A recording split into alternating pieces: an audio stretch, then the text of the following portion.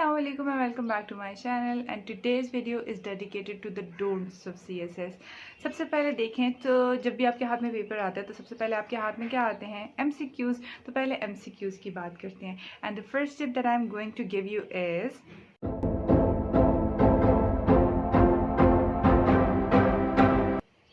ignoring the MCQs.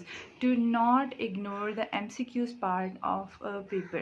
कोई भी आपने पेपर देना है उसका MCQs पोर्शन सॉलिड मार्क्स पे कंप्राइज करता है। अब देखें अभी तक आप लोग जो अगले साल के लिए CSS की प्रिपरेशन कर रहे हैं, I can bet on this कि 98% of you have not yet started preparing your MCQs along with the subjective part. आपके 11 सब्जेक्ट्स में MCQs होते हैं and 11 into 20 is 220। So 220 solid marks, ठीक कैलकुलेट किया मैंने, वैसे मेरा मैथ बड़ा वीक है। Anyway, do not ignore that solid marks portion of your papers, ठीक है। The second tip is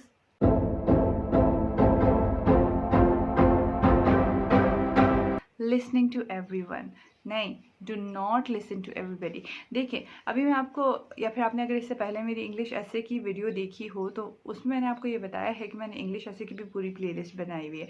let's suppose आप मेरा इंग्लिश का मेथड देखते हैं, उसके बाद आप किसी और का भी इंग्लिश का मेथड देखते हैं, उसके बाद आप किसी और का भी इंग्लिश ऐसे लिखने का मेथड देखते हैं, तो आपने तो बिल्कुल कन्फ्यूज हो जाना है। इसीलिए मैं आपसे ये कह रही हूँ, do not listen to everybody.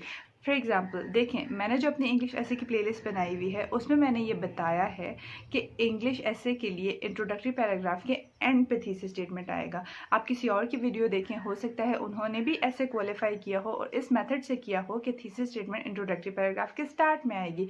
अब आप मुझे भी सुनेंगे, आप किसी और को भी सुनेंगे, तो क्या आप कंफ्यूज नहीं हो जाएंगे कि अब मैं करूँ क्या, मैं थीसिस स्टेटमेंट स्टार्ट में लिखूँ या एंड में लिखूँ। और बहुत सारे ऐसे के मेथड्स हैं जो कि डिफरेंट टीचर्स फॉलो कर रहे होते हैं और वो डिफरेंटली बता रहे होते हैं। तो आपने अगर फॉलो करना है तो किसी एक को, या बहुत ज़्यादा भी हो तो किसी 2 लोगों को सुन लें और उसमें से जिसका मेथड आपको अच्छा लगे आप उसको फॉलो करें। There is no need to listen to everybody. और अगर ये वीडियो देखने के बाद भी आपने 5-6 और वीडियोज़ देखनी है तो इससे बेहतर है यहाँ से आगे तो आप देखें ही ना, इसको स्किप कर दें, कोई और ही देख लें, क्योंकि अगर आपने इन बातों पे अमल नहीं करना तो फिर this is not going to be of any use. ये वीडियो बनाने का मेरा कोई फ़ायदा नहीं होने वाला है। Third tip is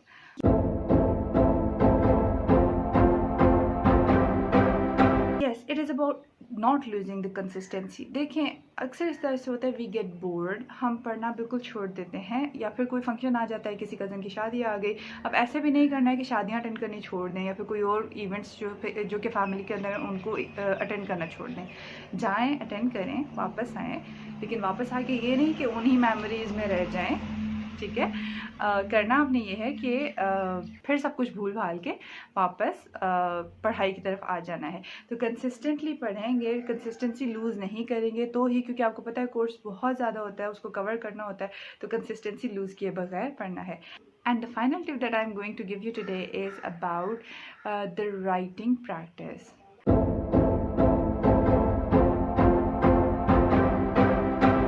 Yes, do not ignore the written practice। देखें हम लोग CSS के लिए, जो कि एक रिटन एग्ज़ाम है जिसमें बहुत सारा लिखना होता है, उसके लिए हम लोग पढ़ के तैयारी कर रहे होते हैं लेकिन लिख नहीं रहे होते, which is a very very very very big mistake. मैं आपको अपने इंग्लिश ऐसे की ही अगर स्टोरी शेयर करूँ तो इंग्लिश ऐसे के पेपर से कोई 10 दिन पहले सुबह भी और लाइक एट 9 o'clock और 2 बजे के टाइम पे भी हमने राइटिंग प्रैक्टिस स्टार्ट कर दी हुई थी, ताकि हम लोगों को सुबह 9 बजे भी लिखना है और 2 बजे भी लिखना है। तो हम लोगों ने उस टाइम पे बैठ के ऐसे की प्रैक्टिस स्टार्ट की थी 10 दिन पहले और कंटिन्यूसली 20 हम लोगों ने ऐसे लिख दिए थे, ठीक है।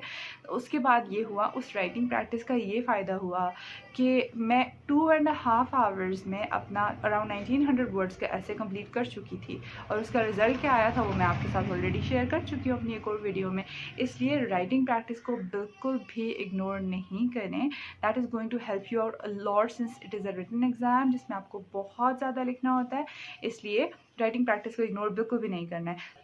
तो these are the tips which you have to follow. इनको गिरा लगा के बांध दें, वो जिस तरह से कहते हैं, और बस इनको आपने लाजमी फॉलो करना है। And I am again telling you, मेरी वीडियो के बाद दोबारा से कोई CSS रिलेटेड रिकमेंडेड वीडियो ही आई और उसमें CSS से रिलेटेड कोई टिप्स हुई तो उसको आपने नहीं सुनना। Please, listening to a lot of people will get you into a confusion. That would be a disaster for you. But that's all about today's video. If you haven't subscribed to my channel yet, do subscribe. Don't forget to subscribe to the channel. And thanks for watching. Allah Hafiz.